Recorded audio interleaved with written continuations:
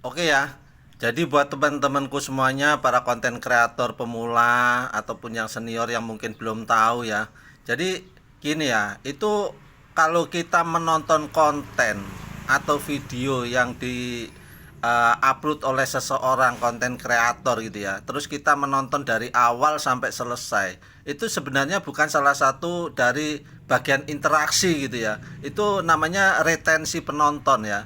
Nah, retensi penonton yaitu kita menyaksikan atau menonton atau melihat ya. Jadi konten seseorang atau video seseorang yang diupload di Video Pro dari awal hingga akhir itu namanya retensi penonton. Sementara kalau yang kita namakan interaksi atau saling interaksi gitu ya, itu beda lagi. Itu hanya mencakup tiga bagian.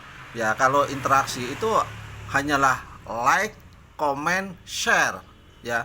Itu hanya terbagi tiga bagian: like, comment, share ya. Jadi nggak masuk dalam interaksi. Kalau retensi penonton, kita melihat konten seseorang gitu ya, dari awal sampai akhir kita lihat, itu nggak masuk dalam interaksi. Makanya kita harus tahu apa sih interaksi, apa sih retensi gitu ya. Kalau retensi penonton ya itu tadi yang saya bilang. Jadi kita hanya menyaksikan konten seseorang ya kan, dari awal sampai akhir. Nah, itu namanya eh, retensi ya, retensi penonton, dan itu yang pasti akan menguntungkan dari pihak konten kreator tersebut ya, yang membuat konten ya. Sementara kalau interaksi yaitu yang tadi saya jelaskan, jadi hanya mencakup tiga hal, yaitu like, comment, dan share gitu ya. Nah, itu yang selalu harus kita konsisten gitu ya. Selain kita bikin konten ya kan, kita saling interaksi gitu kan.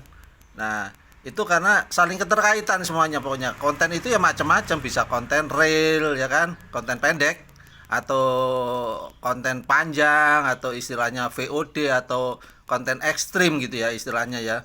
Itu semua keterkaitan, jadi harus kita bangun sama-sama supaya kita bisa berkembang di Facebook Pro ini secara maksimal gitu ya. Oke ya, pokoknya kita tetap semangat bermain di Facebook Pro ini sampai benar-benar kita bisa menghasilkan. Oke ya, maju terus.